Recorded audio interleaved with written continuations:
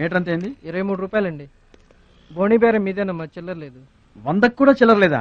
నీకు మీటర్ ఎక్కువ మ్యాటర్ తక్కువ. అంకుల్ మీరు పదండి, నేను డబ్బులు ఇచ్చేస్తాను. రేయ్ నువ్వేమీ టెన్షన్ పడద్దు, అన్ని సక్రమంగా జరుగుతాయి. ఇదేంట్రా వణుకుతున్నావు? చలికా బిల్లుకా? ఆపరేషన్ కి. ఆపరేషన్ కి నువ్వు వనకడం ఏంట్రా? నేను ఉన్నా కదా, బీ బ్రేవ్. మా రెండో పెద్ద బావు గారు కూడా ఆపరేషన్ కి ముందు ఇలాగే వణికారు. బీ బ్రేవ్ అని తీసుకెళ్లారు. కత్తిగాట పడగానే ఊపిరితిత్తు ఆగిపోయింది. ఒక్క నిమిషం బ్యాగ్ పట్టుకోరా, ఒక్క నిమిషం. నరికేస్తా జాగ్రత్త. వీడు పెద్ద రౌడీ అంట, అవతల పార్టీ వాళ్ళు పొడి చేశారు. ఎవరో తీసుకొచ్చి ఇక్కడ పడేసి వెళ్ళిపోయారు. తప్పండి తప్పండి తప్పండి.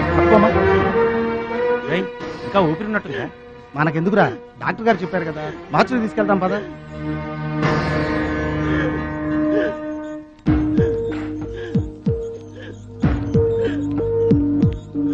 ఏమండి, క్యాష్ కౌంటర్ ఎక్కడ?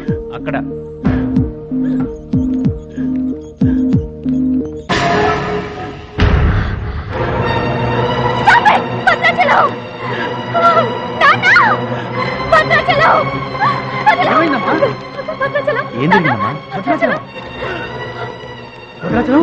భద్రాచలం భద్రాచలం అంటే అదేరా నేను చెప్పానే, మీ ఊళ్ళో భద్రాచలం అని. ఇతనే. What happened? What is doctor?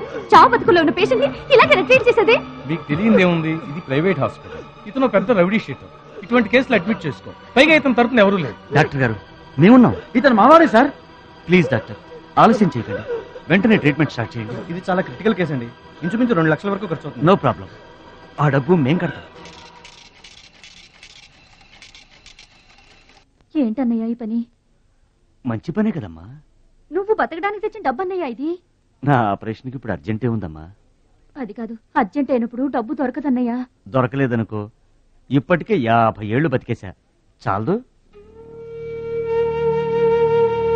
రారా, మీరెవరో తెలియకపోయినా అతను మానవత్వంతో మిమ్మల్ని ఆదుకున్నాడు. అతనెవరో తెలిసిన తర్వాత కూడా మనం పట్టించుకోకపోతే మనుషులు అనిపించుకోరా. రే నీకు అసలు ఆపరేషన్ అవసరం లేదురా. ఆ దేవుడే నిండు 100 ఏళ్ళు నిన్ను ఆపరేట్ చేస్తాడు. God bless you.